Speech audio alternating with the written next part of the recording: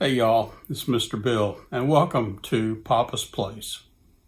Back in 2008, we had been living in the United Kingdom, and specifically in Wales, since 2004, and we came home in 2009. So in March of 2008, having been there for about 4 years, I started having chest pains. I'd never had chest pains before. We were doing a lot of walking. I thought my diet was good, I thought. And we were just walking everywhere around the little town we lived in. And it was about 2 miles from our house into the center of town, and then 2 miles back. And it was nothing. My wife walked to work every day, 5 days a week, and I would walk into town to the doctor. I'd walk for various reasons. But in March of 2008, it was on Easter Sunday. I remember that because I had been asked to bring the Easter Sunday message at our church, and I had done that. And I have always used either a laptop or an iPad for my notes, and I wanted to go put that away because after church, we always had kind of a meet and greet over coffee and tea and cookies. They call them biscuits in the UK. And so I took my advice and went to go across the street to the parking lot where our car was. We had driven into town because that time of year, March, it can be pretty cold and sometimes rainy, a lot of times rainy.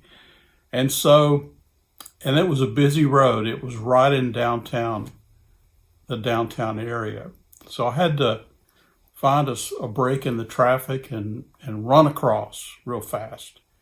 And when I got to the other side, massive pain in my chest. Now, I'd been having light pains, but they would always go away. But this time it came and it stayed a while. And it was so bad, so painful, I really couldn't do anything but just stand there. And I made my way to the car, and I got my computer put away.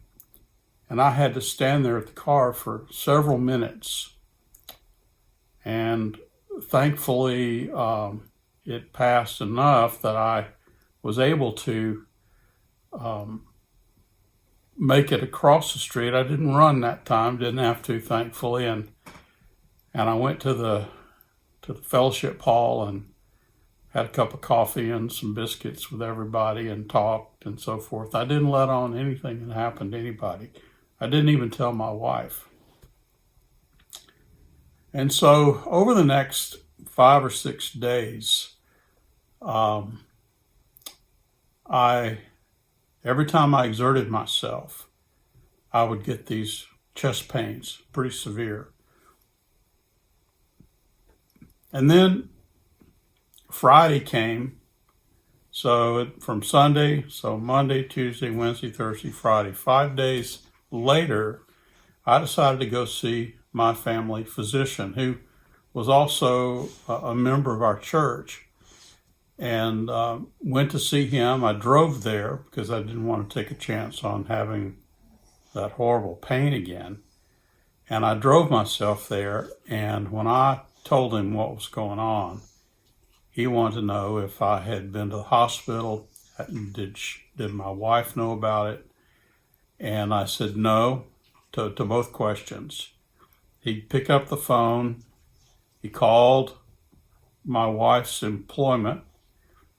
She was working by herself in a small retail store, and he said, "Sherry, you need to come to the doctor's office right now and get Bill and take him to the hospital." It was about a 20-minute drive. And so he said, "I think he's had a heart attack." So she came and got me, and over my protests, I said, look, I can drive myself to the hospital. He said, no, you're not. And so I got to the hospital and they ran the test to see if there were certain enzymes present in my bloodstream which would have indicated that I'd had a heart attack. Well, by that late of a date, those enzymes had come and gone. They were no longer there. But all the symptoms were that I'd had a heart attack. And so they put me on all the medications that you would put someone on if they had had a heart attack right there in front of you, hooked up to machines. And so I started taking the meds, and they said, look, this is all we can do for you right now. We'll put you on the medications. If this controls the symptoms, the chest pains, the angina, they called it, if this controls the symptoms, you can get by for a while without any intervention medically. And I said, okay. They said, but if the symptoms ever come back, you better go see a cardiologist right away. So anyway, about a year and a few months later, those light chest pains started returning. And I knew that something was going to have to be done. But we had already decided to move back to the States in May of '09. And so I didn't really want to go to a cardiologist in the UK, knowing that it would take several months to get on the calendar. At least in my mind, that's what I thought would happen. I just thought, I'll wait, I'll take it easy, and I'll just wait. And so made it back to the US, and I went to the VA and told them what was going on, and they immediately sent me to Biloxi, Mississippi. And at the Keesler Air Force Base Hospital, I went through a stent surgery, and I had 5 stents put in. So it was a lot. Thankfully, they did not have to do open heart surgery. And the stents did a great job. I was almost back to normal. And of course, had to take it easy. Although I hadn't been cut open, down my chest, they had gone through my groin area and gone in and placed those stents like that. So anyway, that's kind of ancient history. Heart attack in March of '08. The last video I did a couple days ago, I closed the video by saying bye for now. And I did my finger like this. This is a sort of a thing that we did in my family growing up. One of my cousins was much older than me. He started doing that. It was his way of saying goodbye. Instead of doing this, he would say, bye for now. And so we all, as family, we all adopted it. And me and my 3 sisters and mom and dad and some of the other extended family have all done that.